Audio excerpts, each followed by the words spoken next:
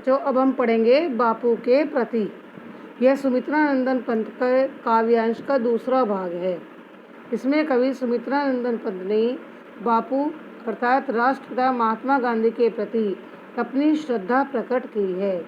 तुम मांसहीन तुम रक्तहीन हे अस्ति शेष तुम अस्तहीन, तुम शुद्ध बुद्ध आत्मा केवल है चिर पुराण है चिर नवीन,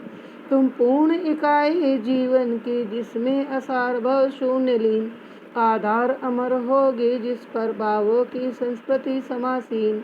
तुम मांस तुम ही हो रक्त अस्थि निर्मित जिनसे नवयुग का तन,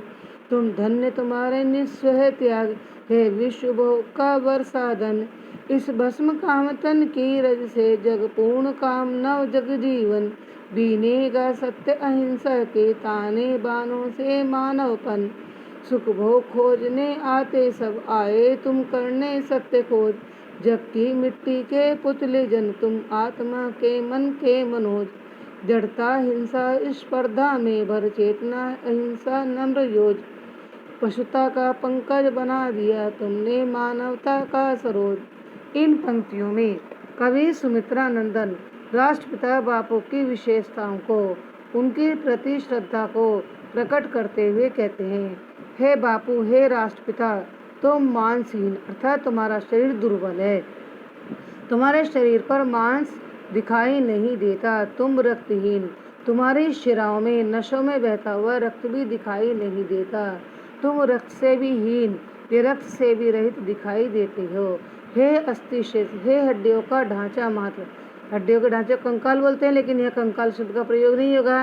हे हड्डियों के ढांचे मात्र, हे हड्डियों के आकार मात्र, तुम तो अस्थियों से भी हीन हो क्योंकि तुम एक विचारधारा हो, तुम एक ऐसी विचारधारा हो जो सभी प्रकार से शुद्ध माने पवित्र है, बुद्ध माने जागृत है, तुम तो केवल अपनी आत्मा पर अधिकार करने वाले हो, तुम ऐसे ओजस्वी पुरुष हो जो चिरकाल से जितने पौराणिक हैं उतने ही नए रूप में हमारे सामने प्रस्तुत होते हैं, तुम पूर्ण इकाई जीवन की है बापू, तुम तो जीवन की संपूर्ण इकाई हो अर्थात जीवन को किस प्रकार से जीना चाहिए वे सभी विशेषताएं तुम्हारे जीवन दर्शन से देखने को मिलती है, सीखने को मिलती है, जिसमें असार भव शून्यशील तुम्हारा जीवन तो ऐसा वीरता से ओतप्रोत ऐसा ओजस्वी जीवन में जिसमें संसार के सारे ही महत्वहीन सारहीन विचार शून्य होकर नष्ट हो जाते हैं, तुम वह विचारधारा हो जिस पर आधारित होकर भारत की भावी माने भविष्य की संस्कृति सदैव आधारित रहेगी, तुम तो हमारे इस देश के मानस हो अर्थात देश को सुरक्षा प्रदान करने वाले प्रमुख स्तंभ हो,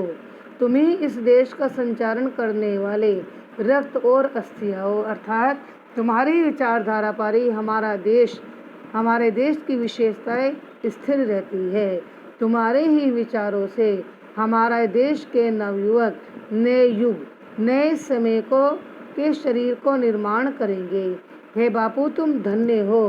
तुम्हारा निस्वार्थ भाव धन्य है क्योंकि तुम्हारा निस्वार्थ भाव से किया गया त्याग और समर्पण ही संसार को श्रेष्ठ जीवन भोगने का श्रेष्ठ साधन प्रदान करता है, तुमने जो हमें सत्य अहिंसा का निस्वार्थ त्याग का समर्पण का भाव दिखाया है उस भाव से जीवन जीकर उस जीवन की भस्म से जीवन की राख से हमारा यह संसार अपनी संपूर्ण कामनाओं को पूर्ण करेगा और नए जीवन को धारण करेगा, ऐसे नव जीवन को धारण करेगा जिसमें संपूर्ण मानवता का कल्याण होगा, तुमने जो सत्य अहिंसा के दो मूल मंत्र प्रदान किए हैं उसी की सहायता से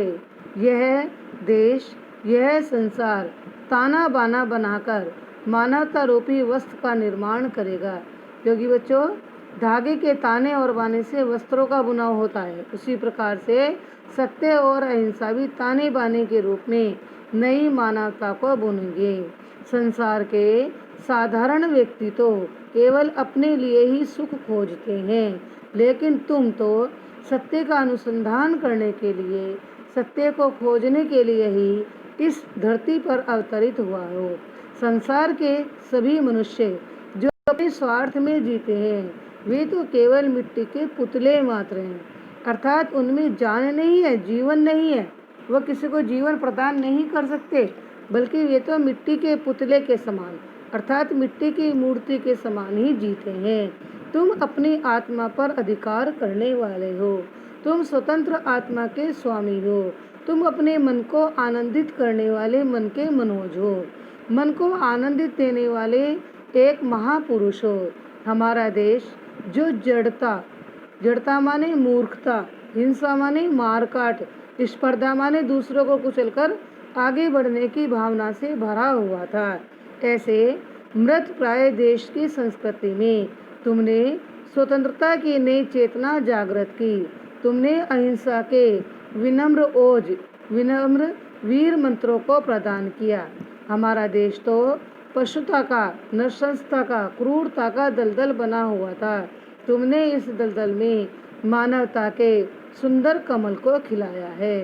इन पंक्तियों में बच्चों कवि सुमित्रानंदन पंत ने राष्ट्रपिता के प्रति अपनी श्रद्धा प्रकट की है। इसमें वीर रस का भाव है, ओज भाव और गुण है, शब्द शक्ति, अभिधा और लक्षणा है। इसमें अलंकारों में मानवीकरण अलंकार है, रूपक अलंकार है, अनुप्रास अलंकार है और सभी प्रकार से यह पद्य अवतरण इसमें सुख भोग से लेकर आपके ये नीचे तक का पद्य अवतरण पोर्शन इम्पोर्टेंट होता है। इसकी व्याख्या आप ध्यान से पढ़ेंगे और याद करेंगे।